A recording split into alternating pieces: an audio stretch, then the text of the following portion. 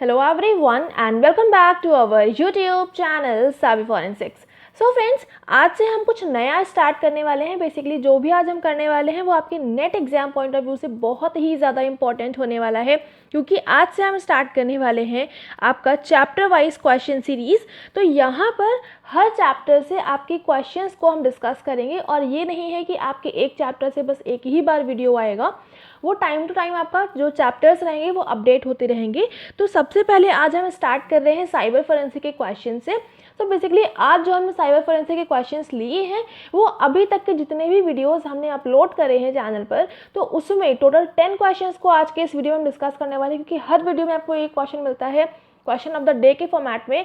तो वही सारे क्वेश्चंस का explanation along with the answer आपको आज के इस वीडियो में मिलने वाला है, क्योंकि बहुत सारे स्टूडेंट्स का डाउट रहता है कि उनको क्वेश्चन के आंसर नहीं मिल पाते हैं या नहीं समझ में आ पाते हैं। तो उसके लिए मैंने आज के इस वीडियो में सारे क्वेश्चंस को सेपरेटली इस सीरीज़ में ऐड ऑन कर दिया है। इसके बाद से आपके जो भी चैप्टर्स आएंगे वो आपका टाइम अपडेट होता रहेगा। हिस्ट्री से करेंगे, सारे जो एविडेंसेस रहते हैं उनके भी क्वेश्चंस करेंगे। तो सारी चीज़ों को एक एक करके हम कवर करने वाले हैं।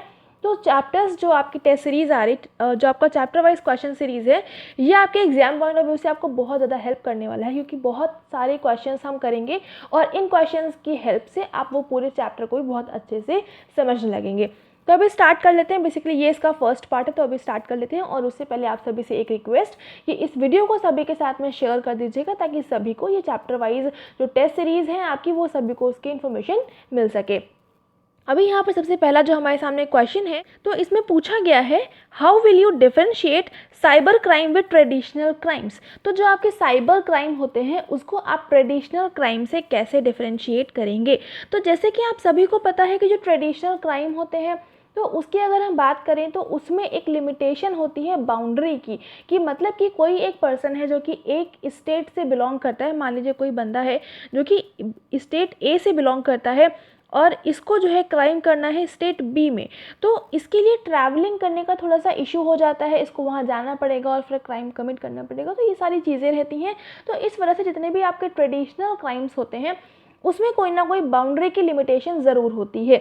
बट अगर हम यहीं पर बात करें साइबर क्राइम की, तो साइबर क्राइम में ऐसी कोई भी लिमिटेशन नहीं है। कोई भी अगर इंडिविजुअल है जो कि स्टेट ए से बिलोंग करता है, तो वो बी स्टेट में अपने घर बैठे बैठे ही क्राइम कमिट कर सकता है। और ये तो हम सिर्फ इंडिया के अंदर स्टेट की बात कर रहे हैं।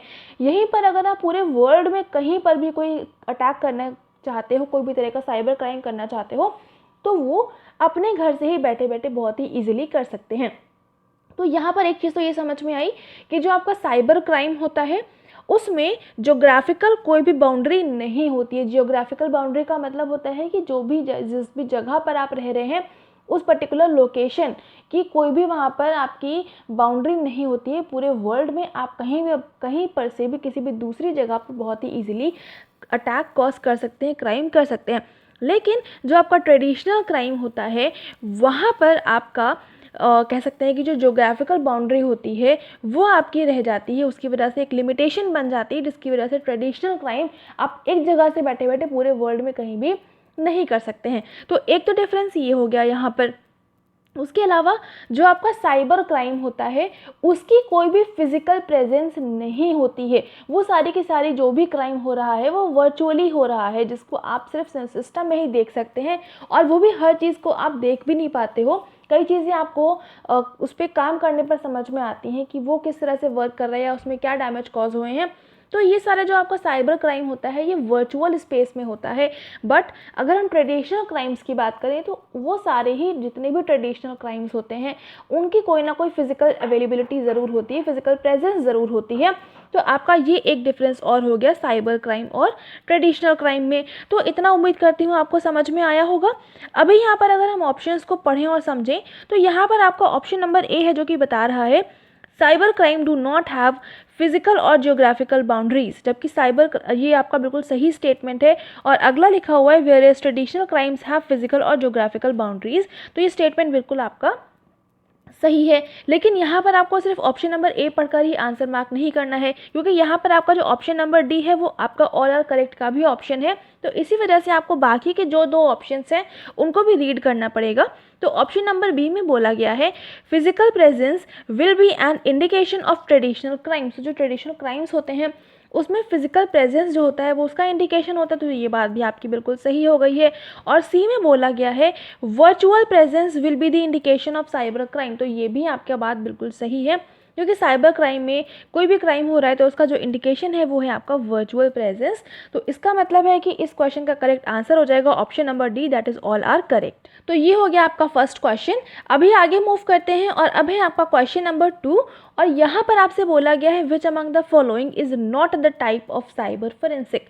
तो मैंने आपको बताया था, आपका आई थिंक सेकेंड वीडियो में मैंने ये कवर किया था कि साइबर फोरेंसिक को कितने टाइप्स में क्लासिफाई करते हैं। तो वहाँ पर काफ़ी सारी चीज़ें हमने डिस्कस करी, जहाँ पर हमने देखा था कि आपका साइबर फोरेंसिक के अंदर नेटवर्क फोरेंसिक आता है, मोबाइल फोरेंसिक आता है, वायरलेस फोरेंसिक आता है, मालवेयर फोरेंसिक आता है, डेटाबेस फोरेंसिक आता है, लेकिन डेटा फोरेंसिक जैसा कुछ भी नहीं होता है। तो इस क्वेश्चन का करेक्ट आंसर हो जाएगा डेटा फोरेंसिक्स। ये डेटा फोरेंसिक्स कोई भी तरह का आपका साइबर फोरेंसिक का टाइप नहीं होता है। डेटा फोरेंसिक की जगह आपका होता है डेटाबेस फोरेंसिक्स। तो ये आपका इस क्वेश्चन का करेक्ट आंसर हो जाएगा ऑप्शन नंबर 3, यानी कि डेटा फोरेंसिक आपका कोई भी तरह का साइबर फोरेंसिक का टाइप नहीं है। आगे चलते हैं। अब यहाँ पर आपका क्वेश्चन नंबर 3 है। यहाँ पर आपसे बोला गया है cyber labs program to train law enforcement agencies in handling cyber crimes is established in India by. तो जो साइबर लैब प्रोग्राम होता है लॉ इन्फोर्समेंट एजेंसीज को ट्रेन करने के लिए कि साइबर क्राइम को किस तरह से आपको हैंडल करना है, तो वो जो साइबर लैब प्रोग्राम है बेसिकली इसको किसने इस्टेब्लिश किया है इंडिया में। तो इंडिया के अंदर ये जो है आपका नास्कॉम के द्वारा इस्टेब्लिश किया गया है। नास्कॉम की फुल फॉर्म होती है national association of software and service companies. तो जो आपका नास्कॉम है उसने बेसिकली 3 चीज़ें इस्टेब्लिश करी हैं। पहला तो है आपका data security council of India, जो कि आपका फर्स्ट ऑप्शन है DSCI। पहली चीज़ आपकी नास्कॉम ने ये इस्टेब्लिश करी है। सेकेंड उन्होंने बनाया है नेशनल स्किल्स रजिस्ट्री NSR, और तीसरी चीज़ जो बनाई है इन्होंने वो है आपका साइबर लैब्स प्रोग्राम, जो कि आपका क्वेश्चन में पूछा गया है। तो जो आपका data security council of India है ये एक तरह का सेल्फ रेगुलेटरी ऑर्गेनाइजेशन है जो कि डेटा के प्रोटेक्शन को आपका प्रमोट करती है। जो सिक्योरिटी होती है, प्राइवेसी कोड्स और स्टैंडर्ड्स होते हैं उनको डेवलप करना, तो ये सारी चीज़ों को प्रमोट करने के लिए आपका data security council of India इसको नास्कॉम ने बनाया है। सेकेंड जो चीज़ है नेशनल स्किल्स रजिस्ट्री, ये बेसिकली करता क्या है, ये बैकग्राउंड को चेक करता है, वेरीफाई करता है जो भी IT प्रोफेशनल्स होते हैं जो कि एम्प्लॉय करे जाते हैं इंडस्ट्री के अंदर, तो उनकी जो बैकग्राउंड है उन सबको चेक करना, उसको वेरीफाई करने का काम आपका रहता है नेशनल स्किल्स रजिस्ट्री।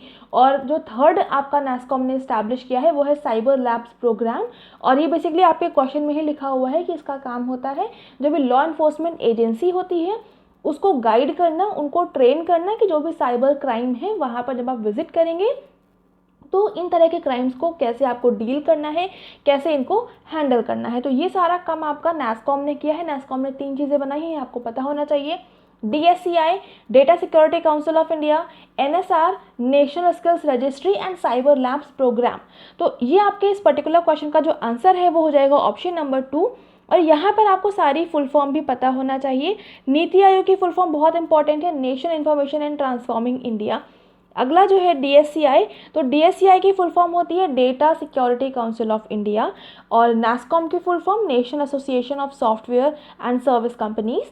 और यहाँ पर जो मिनिस्ट्री ऑफ इंफॉर्मेशन टेक्नोलॉजी तो गवर्नमेंट का पार्ट है। बेसिकली जो आपका नीति आयोग है इसके बारे में आप लोग सर्च आउट करिएगा कि नीति आयोग का काम क्या होता है। बहुत रेलिवेंट नहीं कहूँगी मैं, आपके एग्जाम पॉइंट ऑफ व्यू से इंपॉर्टेंट है, लेकिन ये ऐसी चीज़ है जो कि आपको पता होना चाहिए। ये जनरल क्वेश्चन रहता है तो ये चीज़ आपको मालूम होना चाहिए। अभी आगे चलते हैं और यहाँ पर आपके सामने अगला क्वेश्चन है क्वेश्चन नंबर 4, और यहाँ पर आपसे पूछा गया है hacking is which type of cyber crime. जो हैकिंग है वो किस तरह का साइबर क्राइम है। आपके सामने 4 ऑप्शन हैं और इसमें से आपसे पहला तो बोला गया है कंटेंट वायोलेशन। तो कंटेंट वायोलेशन आपका हैकिंग नहीं होता, क्योंकि कंटेंट वायोलेशन का मतलब है जो भी कंटेंट है उसका इन्फ्रिंजमेंट करना, कॉपीराइट इन्फ्रिंजमेंट करना, ये सारी चीज़ें आती हैं। तो इस वजह से हैकिंग में ऐसा कुछ नहीं होता है। हैकिंग में होता क्या है बेसिकली किसी भी पर्सन, मतलब कोई इंडिविजुअल है A, एक इंडिविजुअल है B। A जो है अटैकर है, इसको हम हैकर भी कह सकते हैं। इसको इस पर्सन के यानी कि B पर्सन के कंप्यूटर सिस्टम पर एक्सेस चाहिए है, लेकिन उसको परमिशन नहीं लेनी है यानी कि ए को बी का कंप्यूटर सिस्टम यूज़ करना है, वो कोई भी उसका मोटिव हो सकता है कोई अच्छा मोटिव हो सकता है कोई बुरा मोटिव हो। तो ये चीज़ें करने के लिए ए को बी के सिस्टम की अनऑथराइज्ड एक्सेस चाहिए होती है, और यही काम आपका हैकिंग में किया जाता है। किसी दूसरे इंडिविजुअल के सिस्टम की अनऑथराइज्ड एक्सेस लेना, इंडिविजुअल के परमिशन के बिना सिस्टम की एक्सेस लेना आपका कहलाता है हैकिंग, और ये आपका जो है आपका अनऑथराइज्ड एक्सेस के अंदर इंक्लूड हो जाता है। अभी आगे चलते हैं, लेकिन उससे पहले एक चीज़ मैं आपको बता दूं, जैसे मैंने आपको बताया था कि अब हम यहाँ पर कुछ chapter wise question series cover कर रहे हैं, यानी कि हर चैप्टर से कुछ क्वेश्चंस को हम करेंगे, जिससे आपके जो क्वेश्चंस रहते हैं, जो चैप्टर रहेगा वो आपका और अच्छे से उसको आपको डिटेलिंग मिल जाएगी। ये चीज़ तो है, बट यहाँ पर ऐसा नहीं है कि जो हम साइबर फोरेंसिक की सीरीज़ कंटिन्यू कर रहे थे वो हम स्टॉप कर देंगे, वो भी आपकी साइमल्टेनियसली चलती रहेगी, और जो आपके जो चैप्टर वाइज क्वेश्चन की सीरीज़ है ये भी आपके टाइम टू टाइम चलती रहेगी, यानी कि दोनों ही तरह के वीडियोज़ आपको टाइम टू टाइम अपलोड होते रहेंगे। ठीक है, तो ये चीज़ हो गई। अभी हम आगे चलते हैं और अगला क्वेश्चन है यहाँ पर क्वेश्चन नंबर 5। अब यहाँ पर आपसे पूछा गया है which among the following is the type of hacktivism. Hacktivism का इसमें से कौन सा टाइप है? तो मैंने जब आपको पढ़ाया था आपका साइबर फोरेंसिक के आई थिंक 5th या 6th पार्ट में, तो वहाँ पर मैंने बताया था जो हैक्टिविज्म रहता है उसको हम 5 टाइप्स में क्लासिफाई करते हैं, जिसमें से पहला आता है आपका डॉक्सिंग, दूसरा होता है ब्लॉगिंग एनोनिमसली, तीसरा होता है डॉस एंड डीडॉस अटैक, चौथा होता है इंफॉर्मेशन लीक, और पांचवा होता है आपका वेबसाइट रेप्लिकेशन। तो वेबसाइट रेप्लिकेशन क्या है? कोई भी वेबसाइट है उसकी duplicate same to same copy बना देना। इन्फॉर्मेशन लीक सिंपल सा है, कोई इनसाइडर है जो कि उसकी इन्फॉर्मेशन बाहर वाले पर्सन को दे रहा है। डॉस और डीडॉस सिंपल सा है ये भी, कि किसी के भी सिस्टम पे उसके नेटवर्क को फ्लडिंग कर देना। डॉस और डीडॉस में होता है बेसिकली। डॉस और डीडॉस का एक सेपरेट वीडियो भी अवेलेबल है, तो जाकर आप उसको भी देख सकते हैं, वहाँ से चीज़ें आपको और अच्छे से क्लियर हो जाएंगी। अगला है ब्लॉगिंग एनोनिमसली, यानी कि ब्लॉग करना, कोई भी जो आपके ब्लॉग रहते हैं तो वो पोस्ट करना और वहाँ पर अपनी जो पहचान है वो बताए बिना ये काम करना, तो ये चीज़ हो गई। अगला है आपका डॉक्सिंग। तो डॉक्सिंग में क्या होता है, जो भी सेंसिटिव इन्फॉर्मेशन होती है किसी भी स्पेसिफिक पर्सन या किसी भी स्पेसिफिक ऑर्गेनाइजेशन की, उसको गैदर करना और फिर उसको पब्लिकली ओपन कर देना, तो ये होता है आपका डॉक्सिंग में। तो जैसे मैंने आपको बताया कि हैक्टिविज्म के मेनली आपके 5 टाइप्स होते हैं, तो आपका पहला हो गया डॉक्सिंग, ऑप्शन में दिया गया है तो ये आपका टाइप है। सेकेंड इसमें लिखा है वेबसाइट एप्लीकेशन, तो ये भी इसका टाइप होता है। थर्ड बोला गया है इन्फॉर्मेशन लीक, तो ये भी इसका टाइप होता है, तो इस क्वेश्चन का करेक्ट आंसर हो जाएगा option number 4 all of these. अभी आगे चलते हैं, नेक्स्ट क्वेश्चन है क्वेश्चन नंबर 6। अब यहाँ पर पूछा गया है how will you define network hacking. तो जो नेटवर्क हैकिंग होता है इसको आप कैसे डिफाइन करेंगे? तो जब मैंने आपको टाइप्स ऑफ हैकिंग पढ़ाया था साइबर फोरेंसिक के 6th पार्ट में, वहाँ पर आपको बताया था जो हैकिंग होती है उसको हम मेजरली 5 टाइप्स में क्लासिफाई करते हैं, जिसमें से पहला होता है आपका नेटवर्क हैकिंग, दूसरा होता है वेबसाइट हैकिंग, तीसरा होता है कंप्यूटर हैकिंग, चौथा है पासवर्ड हैकिंग और पांचवा है आपका ईमेल हैकिंग। तो यहाँ पर बेसिकली नाम से जैसे है, जो भी नाम लिखा हुआ है, जैसे नेटवर्क हैकिंग तो जो कंप्यूटर नेटवर्क है उसको हैक करना, वेबसाइट हैकिंग किसी की वेबसाइट को हैक करना, कंप्यूटर हैकिंग कंप्यूटर सिस्टम को पूरा हैक कर लेना, पासवर्ड हैकिंग कोई भी चीज़ का आपका पासवर्ड हैक कर लेना, चाहे वो आपकी ईमेल आईडी हो, कंप्यूटर सिस्टम हो या कोई भी चीज़ हो, उसका आपका पासवर्ड हैक कर लेना। ईमेल हैकिंग यानी कि पूरी की पूरी ईमेल आईडी जो है उसी को हैक कर लिया है, उसी को कोई दूसरा इंडिविजुअल एक्सेस कर रहा है, तो ये चीज़ आपकी हो गई टाइप्स ऑफ हैकिंग में। तो यहाँ पर आपका पूछा गया है how will you define network hacking. तो आपके सामने 4 ऑप्शन है, एक एक करके सबको पढ़ लेते हैं। तो पहले बोला गया है unauthorised access to the computer and steals the information from personal computer. PC का मतलब होता है पर्सनल कंप्यूटर, तो ये एक तरह का आपका हो गया कंप्यूटर हैकिंग। अगला बोला गया है unauthorised access on an email account. तो जो ईमेल अकाउंट में अनऑथराइज्ड एक्सेस होती है तो इसको हम बोलते हैं ईमेल हैकिंग। सी में बोला गया है gathering information about a network, यानी कोई भी कंप्यूटर नेटवर्क की जो भी इंफॉर्मेशन है उसको गैदर करना, तो ये हो जाता है आपका नेटवर्क हैकिंग। तो नेटवर्क हैकिंग में क्या है, कोई भी जो इन्फॉर्मेशन है उसको गैदर करना नेटवर्क के ऊपर जो भी अवेलेबल है, और नेटवर्क सिस्टम को आपका डैमेज कॉज करना, उसको हार्म कॉज करना। तो इसके लिए जो रहते हैं अलग अलग टूल्स आपके यूज़ करे जाते हैं। फॉर एग्जांपल टेलनेट हो गया, पिंग हो गया, TRACERT यानी कि ट्रासर्ट हो गया, NS लुकअप हो गया। तो ये सारे कुछ आपके अलग अलग टूल्स होते हैं जो कि नेटवर्क हैकिंग के पर्पज़ से यूज़ करे जाते हैं। इसके बाद में अगला आपका ऑप्शन है, ये भी आपको पता होना चाहिए basically, unauthorised access over a web server, किसी की वेब सर्वर पर अनऑथराइज्ड एक्सेस ले लेना, ये आपका कहलाता है वेबसाइट हैकिंग। तो आपका करेक्ट आंसर हो जाएगा इस क्वेश्चन का ऑप्शन नंबर सी। और बाकी के मैंने बता दिया कि किसमें क्या क्या चीज़ें रहती, तो उम्मीद करती हूँ आपको यहाँ तक चीज़ें अच्छे से समझ में आई होंगी। आगे चलते हैं, आपका यहाँ पर नेक्स्ट क्वेश्चन है क्वेश्चन नंबर 7, और यहाँ पर आपसे पूछा गया है which among the following is not the type of hacker. तो यहाँ पर आपको बताना है इसमें से कौन सा है जो कि हैकर का टाइप नहीं है। तो बेसिकली जैसे कि जब आपको मैंने हैकर पढ़ाए थे 7th वाले पार्ट में, तो वहाँ पर बताया था आपको जो हैकर होते हैं उनको हम 4 तरह से मेजरली क्लासीफाई करते हैं। पहला होता है ब्लैक हैट हैकर, दूसरा होता है वाइट हैट हैकर, तीसरा होता है ग्रे हैट हैकर। अब इसके बाद में जो मिसलेनियस रहता है उसके अंदर आपके अलग अलग आते हैं। पहला उसमें मिसलेनियस में आ जाएगा red hat hacker, blue hat hacker, elite hackers, script kiddies, neophyte and hacktivist. तो ये सारे आपके मिसलेनियस हैकर के अंदर आ जाते हैं। अब यहाँ पर आपसे ऑप्शन बोले गए हैं स्क्रिप्ट किडी, ये आपका हैकर का टाइप है जो कि मिसलेनियस के अंदर इंक्लूड रहता है। नियोफाइट भी आपका मिसलेनियस के अंदर आ जाएगा, हैक्टिविस्ट भी आपका मिसलेनियस के अंदर आ जाता है। यानी कि जितने भी यहाँ पर ऑप्शन दिए गए हैं वो सारे के सारे हैकर के टाइप हैं। तो आपका जो ऑप्शन हो जाएगा तो वो हो जाएगा ऑप्शन नंबर डी, मतलब कि all other types of hacker. इसमें से ऐसा कोई भी नहीं है जो कि हैकर का टाइप नहीं है। ठीक है, अभी आगे चलते हैं। यहाँ पर आपका क्वेश्चन नंबर 8 है, और यहाँ पर आपसे बोला गया है which among the following is correct about DoS attack. DoS attack के बारे में कौन सा स्टेटमेंट है जो कि बिल्कुल सही है। डॉस की फुल फॉर्म होती है denial of service attack. So basically DoS attack को बहुत डिटेल में मैंने सेपरेट वीडियो में समझाया था, पार्ट 8 में। उम्मीद करती हूँ आपको समझ में आया होगा। अगर अभी तक आपने वो वीडियो नहीं देखा है तो उसको जाकर ज़रूर देखिएगा, तभी आपको डॉस अटैक का मतलब समझ में आएगा। तो यहाँ पर आपको बताना है कि डॉस से रिलेटेड कौन सा स्टेटमेंट है जो कि सही है। तो पहला आपका स्टेटमेंट दिया गया है DoS attack done by multiple computer devices. तो जो डॉस अटैक होता है, डॉस अटैक कॉज करने के लिए सिर्फ और सिर्फ अटैकर और उसके एक कंप्यूटर सिस्टम की रिक्वायरमेंट होती है। तो यहाँ पर जो आपका फर्स्ट स्टेटमेंट है ये हो जाएगा गलत, क्योंकि जो आपका मल्टीपल कंप्यूटर डिवाइसेस रहती हैं वो आपके डीडॉस में यूज़ करी जाती हैं। डीडॉस का मतलब होता है distributed denial of service attack. तो जो डीडॉस रहता है वहाँ पर हम आपके बॉटनेट का यूज़ करते हैं, जिसको आप मल्टीपल कंप्यूटर डिवाइस का यूज़ बोलते हो। तो वो आपका डीडॉस में रहता है, ना कि डॉस में। तो आपका फर्स्ट स्टेटमेंट हो जाएगा गलत। अब क्योंकि यहाँ पर फर्स्ट स्टेटमेंट गलत है, इस वजह से आपका थर्ड भी गलत हो जाएगा, क्योंकि यहाँ पर बोला गया है बोथ आर करेक्ट। तो बोथ में से फर्स्ट तो वैसे ही गलत हो गया, तो बोथ वाला ऑप्शन तो वैसे ही चला जाना है।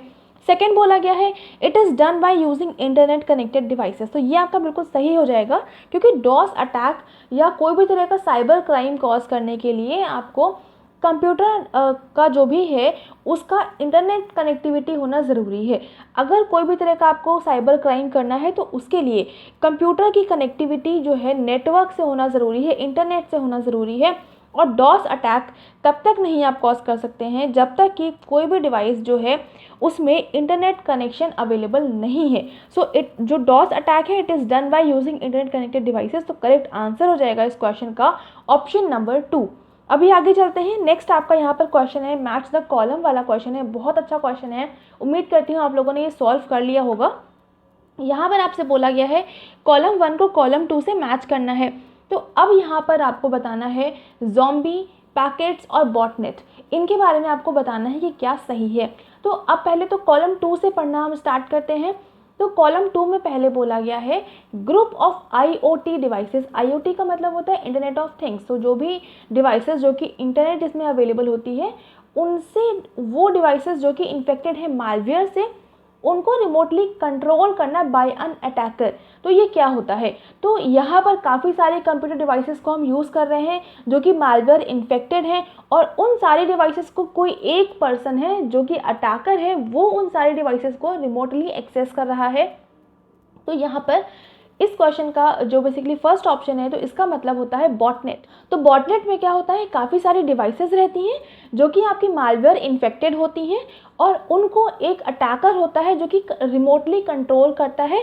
तो ये आपका हो जाता है बॉटनेट। अब इसी आपके बॉटनेट में से अगर हम एक पर्टिकुलर कंप्यूटर डिवाइस की बात करें जो कि मालवेयर इन्फेक्टेड है, तो वो एक पर्टिकुलर कंप्यूटर डिवाइस को हम बोलेंगे बॉट, और वही बॉट आपका कहलाता है ज़ॉम्बी, यानी कि ज़ॉम्बी कहें या बॉट कहें, दोनों का एक ही मीनिंग निकल कर आने वाला है।